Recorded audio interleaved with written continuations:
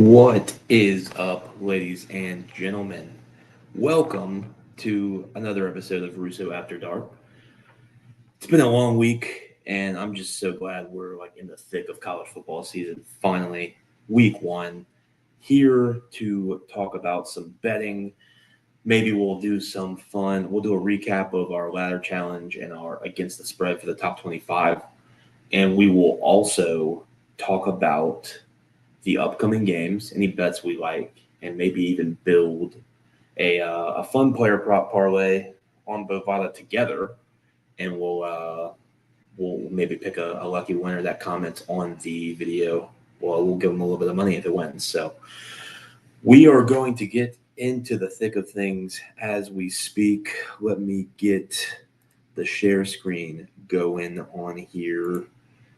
Let's see.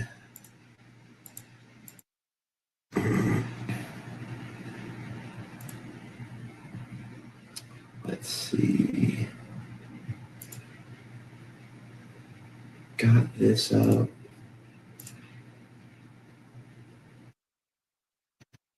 All right. So, just as a talk of the town, we've got sportsbettingdime.com here. A good reference for if you really want to pay attention to the college football public betting trends and money percentages. For me, specifically, if you look at the spreads and the totals, if you really look at, I would say it's famously called reverse line movement. But if you're really looking at it, you get bet percentages, which is the amount of tickets a sports book receives, and then you got a money percentage where the money necessarily is, aka the sharps. It's not 100% the sharps, but if you see any kind of movement, and there's not always going to be the case, but you're going to see these odd swings where you have someone 80% of the tickets are on Western Illinois plus 48.5. But if you look at the money, it's closer to 50-50, which means the sharps are maybe a little bit more on this side of the coin. And I'm pretty sure that game is ongoing right now. We can check in. But I just wanted to show this site. Shout out to Sports Betting Dime. You really pay attention to, the public and the sharps. The sharps are sharps for a reason. I'm not going to sit here and pretend I'm an expert at this. I just like to do it for fun. But you look for trends, and I think sharps get a very good rap for being on the right side of the coin. And, as you see in our big game tomorrow, 65% of the tickets are on Texas plus 1.5, as well as the money is there to follow. So I would say the public and the sharps are aligned here on Texas plus 1.5. You've got a good Tennessee matchup here against Syracuse. What's Tennessee going to be this year, right? I think we're going to get some answers. Kyle McCord was the star quarterback for Syracuse last year. Obviously, he has departed, and now you've got Nico in that situation for Tennessee. He's departed. Where do these two teams line up? About a 2-touchdown spread. Money is heavy on Tennessee for that, and the tickets do stick with it. So, I use this to get a good feel for where the public is, where the sharps are, and just where everything is in general. So, shout out to them. Wanted to show you a resource that I've been using as far as that is concerned. So, let's also get another screen up. Let's see if we can maybe get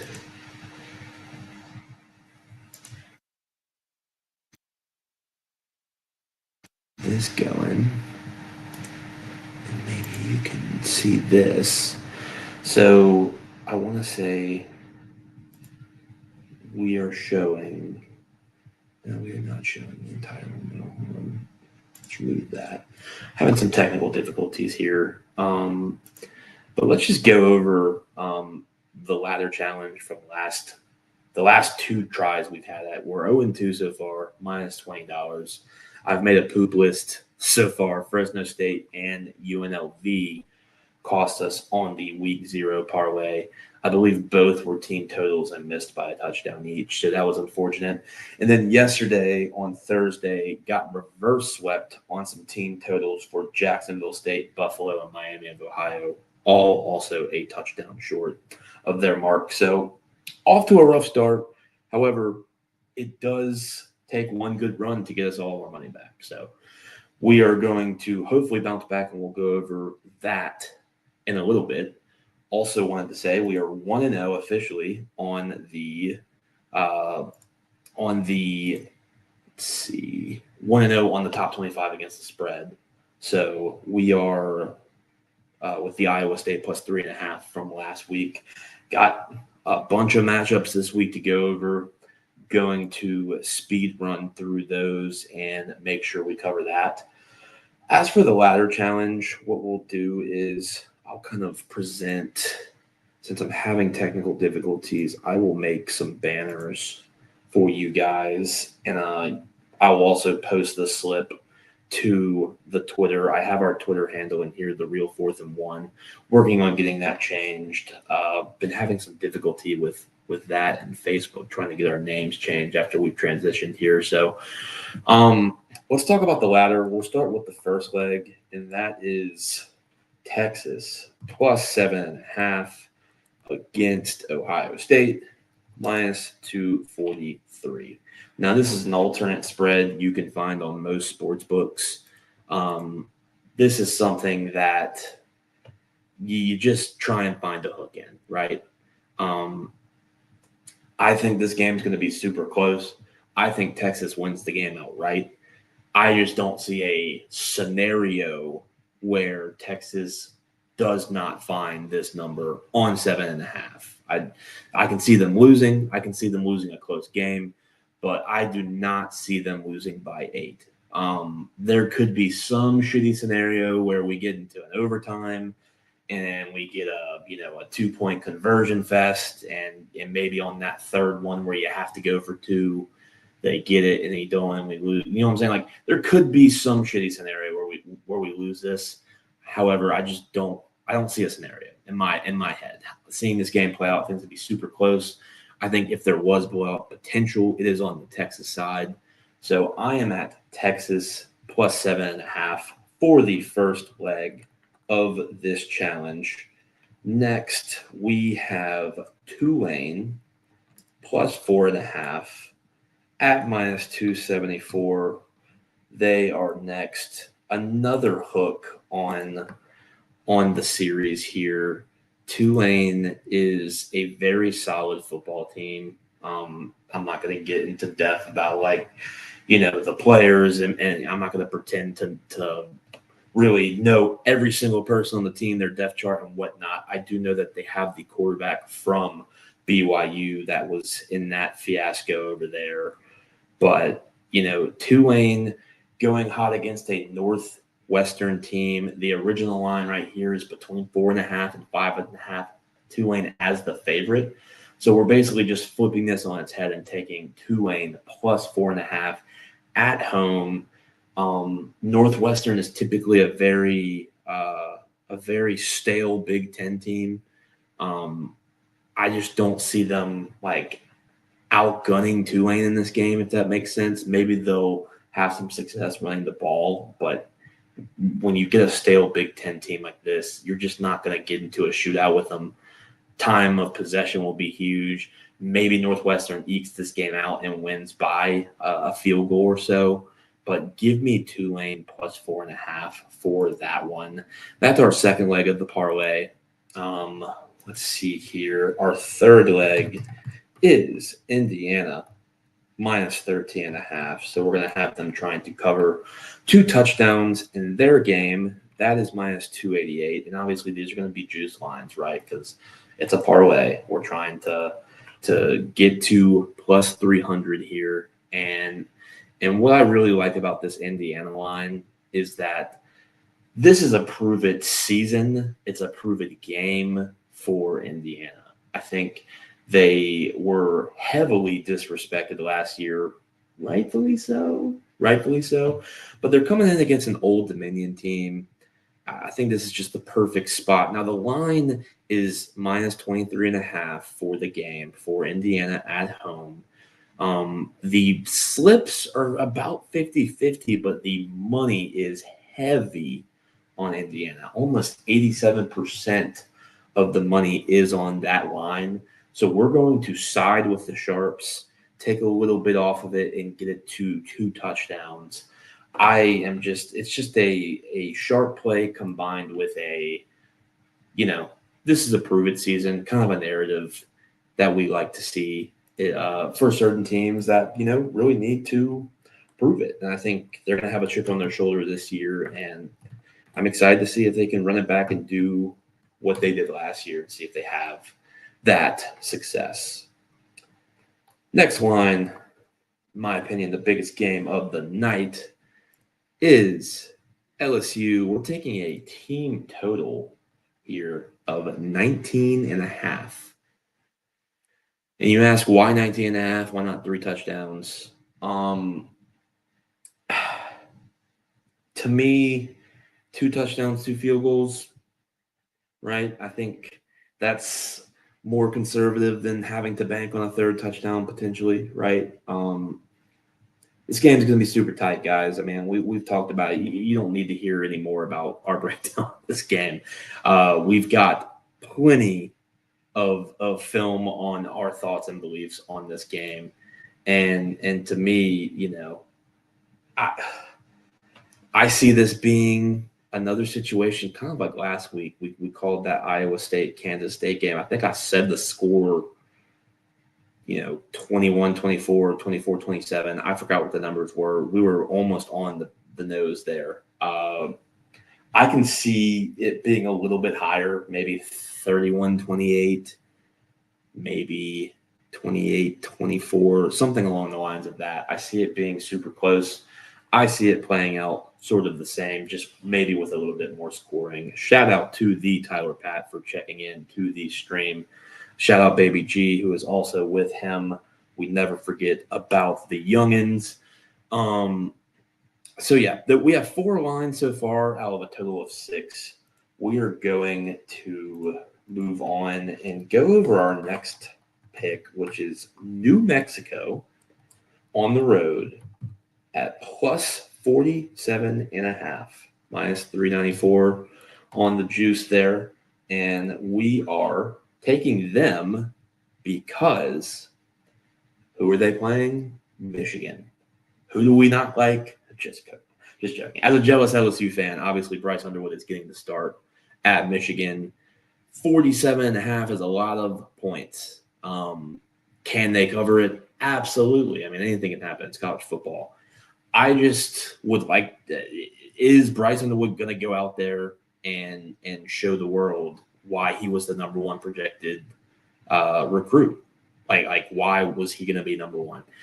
To me, I typically find that those quarterbacks, even against teams like New Mexico, struggle a little bit, come out a little slow. Maybe not struggle, but just come out the gate a little slow. And 47.5 is not an easy task. So especially on a team that probably relies more on the run. I wouldn't say they're stale Big Ten, but they're definitely more lenient to that. Now, maybe he uses his legs and they, and maybe they blow him out. Who knows? But if you get a touchdown out of New Mexico here, man, you're in good shape because then you require Michigan to score at least 50 points.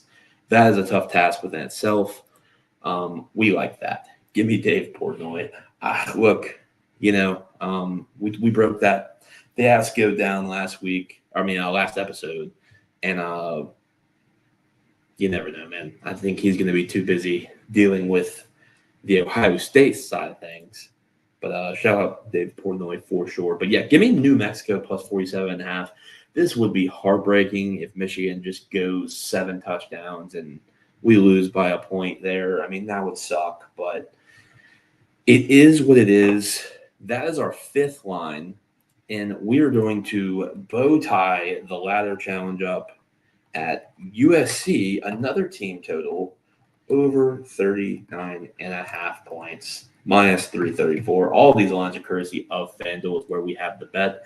They do have a 50% profit boost, which you can and should use if you are on the ladder challenge with us.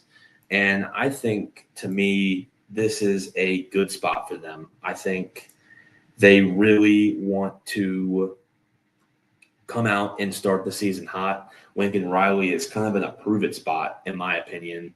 And they're coming out against the Missouri State team. So the line is 35.5 on this game. So it suggests that they're going to probably need to score over this mark, probably in the mid 40s to lower 50s. 50-50-ish on the ticket slips for this game, but 90% of the money is on the USC side of the spread. Makes me feel very good that the Sharps are likely in this spot. So I am going to side with them, bring it down a little bit, and go with USC team total over 39.5. Just to recap, we have Texas plus 7.5, Tulane plus 4.5, Indiana minus 13.5, LSU team total over 19.5, New Mexico plus 47.5, and USC team total over 39.5. All of that comes out to a total of plus 308 on the number without any kind of profit boost. And if you use that 50% boost on FanDuel, you can get it to plus 461. So fingers crossed we win. We have a current ladder challenge going right now, but that is going to be the ticket for tomorrow's games. Tune in to that and tune into the games happening right now. Obviously, everything's ongoing. I can get a quick check with everything going on, but at the same time, we want to keep the show rolling. So let us get to the top 25 games. And guys, like I said, we're having technical difficulties, so it's going to be tough for me to get this on the screen. No fan cash again, by the way. Yeah, Fanatics, man. I got my $5. So every Friday you tune into Fanatics. I did have a promo code from Fanatics in the YouTube description of Russo After Dark episode 1. Definitely go in there if you are interested in trying them out. Every Friday you can get a fan cash drop for free. Typically, like the Tyler Pat said here, you are going to probably lose, but it is what it is. And LSU going to flop, man. It's definitely a possibility. I am on the side of LSU. I'm picking them to win the game. I've done the same thing the last 5 years, man. You get closer to game time, you sip a little bit of the juice, and you're like, this is the season. This is the season we're going to break through. I hope they happen, and at the least, regardless, hope they score over 19.5 points and do not sell the ladder challenge parlay. Anyways, quick breakdown of the top 25 picks here. I'm going to. Like I said, I would have this figured out for you guys, but like I said, we're having some technical difficulties. Lots of games to go over, so we're just gonna, fire sale these, and I'm just gonna give you my picks. We've got. Let me see if I can get this list up. So we'll start with number 1 Texas versus number 3 Ohio State. Ohio State at home minus 1.5. Get me Texas plus 1.5 on the road here as my official pick. And like I said, I'm keeping track of these, so it's not like I'm going to cheat the system or anything. But we are taking the Texas side here. We have Syracuse at number 24, Tennessee. Tennessee is favored by 13.5, and these spreads are courtesy of ESPN. So just trying to stay neutral when I'm giving you these spreads and odds. Like I said, I like to make my bets on FanDuel, but I was taking these spreads from ESPN. So with Tennessee being a minus 13.5 favorite, this is about the number. Both of these teams are in similar spots. I think it's going to be right on the number. I'm going to take Tennessee. I just think they're going to be too good. They're going to have enough to cover that number, 13.5. Old Dominion versus number 20 Indiana. Indiana minus 24.5. Indiana was in our parlay front of the ladder challenge, so obviously we are backing Indiana. So don't need to go over that. We've got Nevada versus number 2 Penn State. Penn State is a whopping 43.5-point favorite. I am going to lean on the side of Nevada. It is what it is. You get to a point where it's probably a stupid side. Does Penn, what's Penn State's motivation? Like, are they in a prove-it spot? I think we know what James Franklin's situation is. He needs to win the big game. Is this a big game? No. Will he take off the gas after the first half? Probably. If they can stay within like 4 touchdowns in the first half or maybe even score, that's going to be a tough number to achieve. Now, they could easily score 7 touchdowns in the first half. I mean, they could put up a 49 spot in the first half and we're just dead. Already dead. But give me Nevada. I just think the number is too high there. We've got Marshall at number 5, Georgia. Georgia is minus 39.5. This one's interesting. I think this is a prove-it spot for a team in Georgia that is replacing, their quarterback. They are coming off of I would say, probably a disappointing season. 40 points is a lot, though, man. But you got to pick and choose your battles. I'm going to stick with Georgia here. I think they'll get to that number. It's going to be super close, though. I think it's going to be right on the number. We've got number 8, Bama, taking on Florida State plus 14.5. I'm going to say it, man. Give me Florida State plus 14.5. You get the hook at home against Bama, new quarterback, lots of questions. I'm just not confident.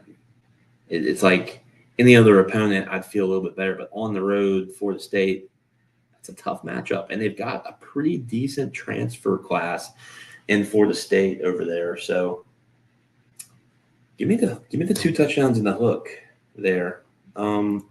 South Dakota versus number 22, Iowa State. Iowa State is minus 15.5 there.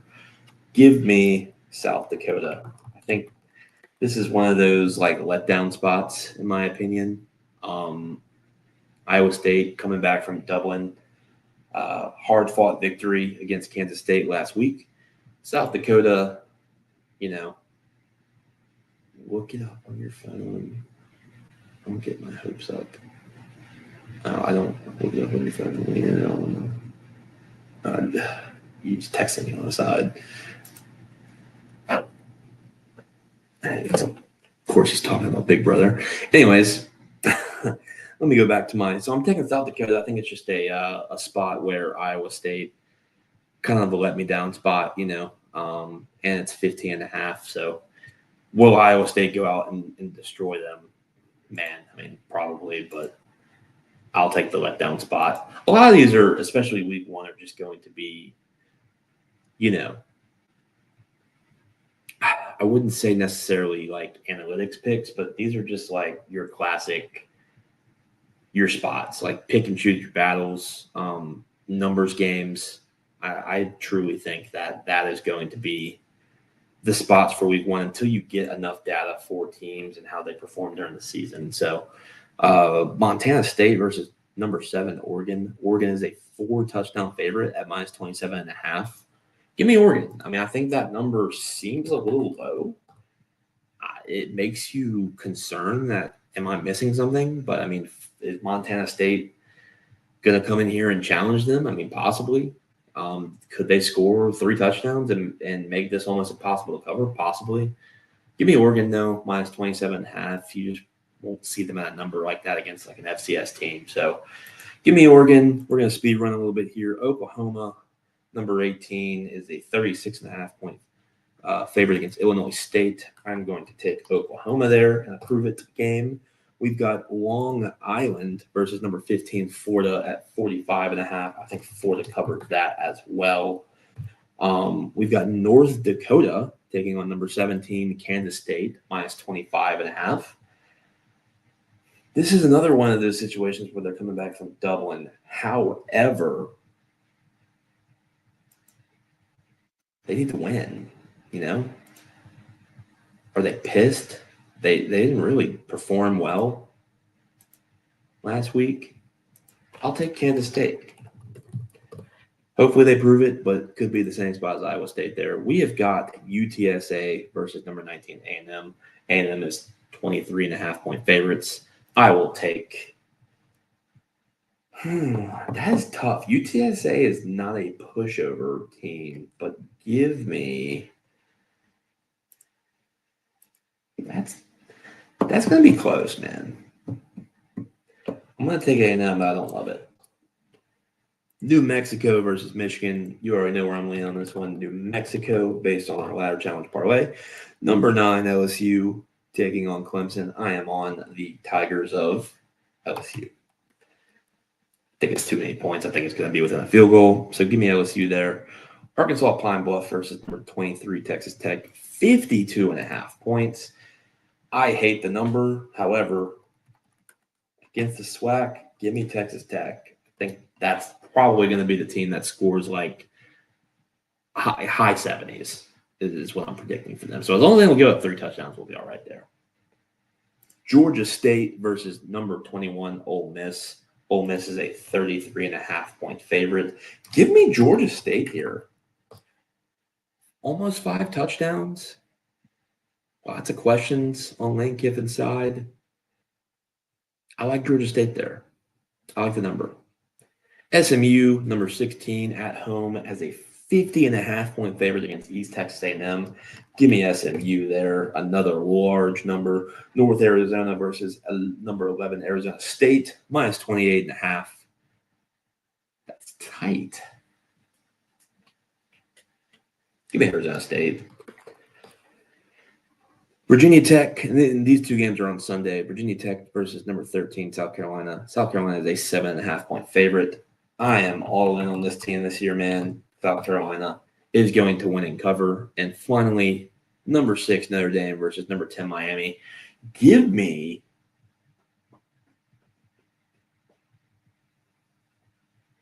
Miami.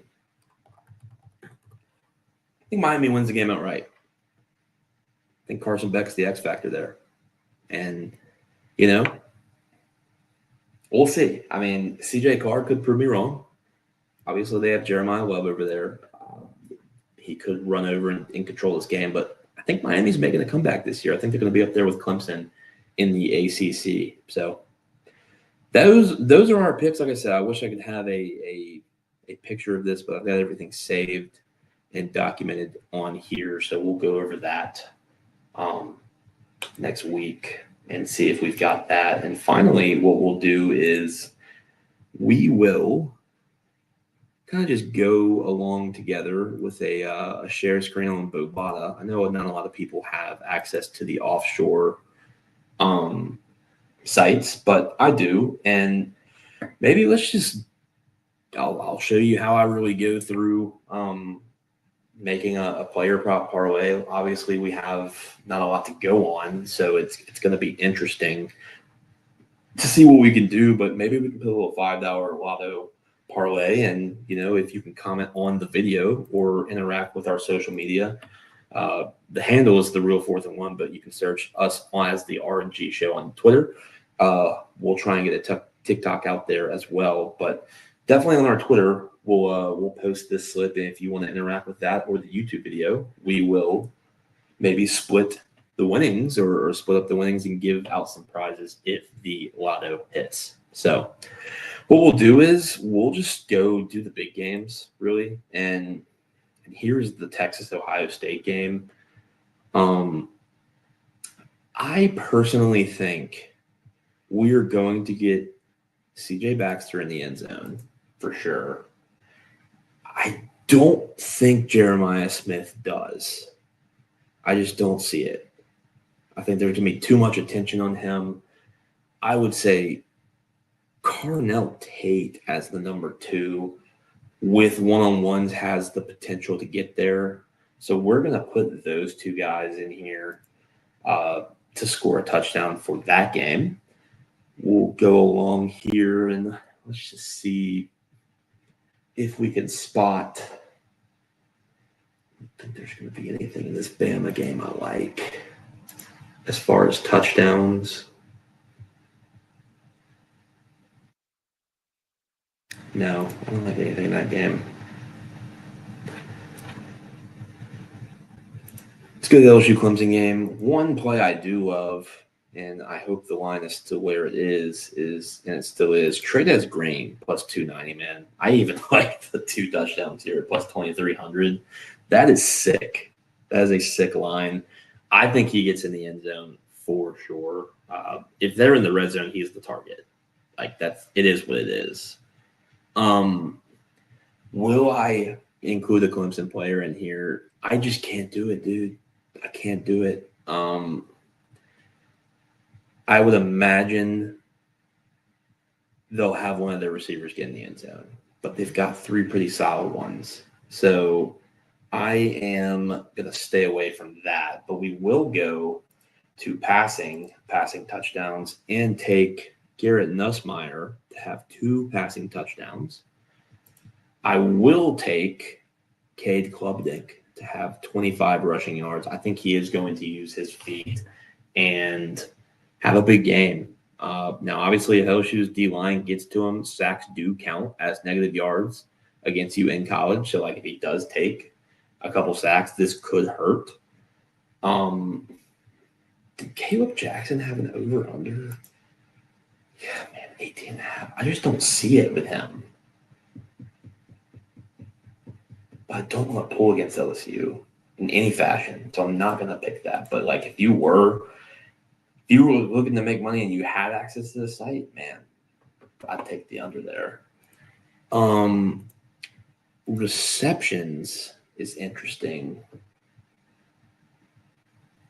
Ooh, so they did just include Chris Hilton in here. Chris Hilton's always liable to catch a big one, and I think he does. So give me 31 yards for him. That puts us at an even plus 5,000. Is there anything else we would want to put? And maybe we have a little cheese on Sunday?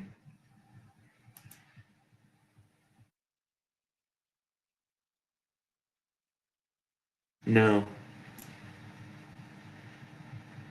I think we're content with plus 5,000 here. I mean, I just don't.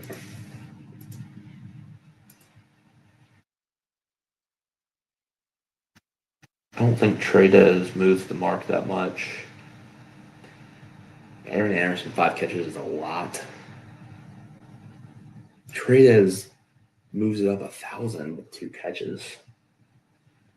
That would be a shame if he only had 1 catch for a touchdown. Ugh. We're going to do it, though. I think this is going to be it. So, plus 6,000. We'll put $5 on it. $5 returns 305. So for anyone that reacts and interacts with our social media or this video at any point in time before kickoff of either the LSU or Ohio State game, I'm going to say the Ohio State game because that's when the first game starts. So we'll check timestamps before 11 a.m. Central Standard Time on Saturday, tomorrow, the 30th, and we will place that bet now, and we will give 1 or 2 people a share of that if that does hit. So, anyways, folks, that is it.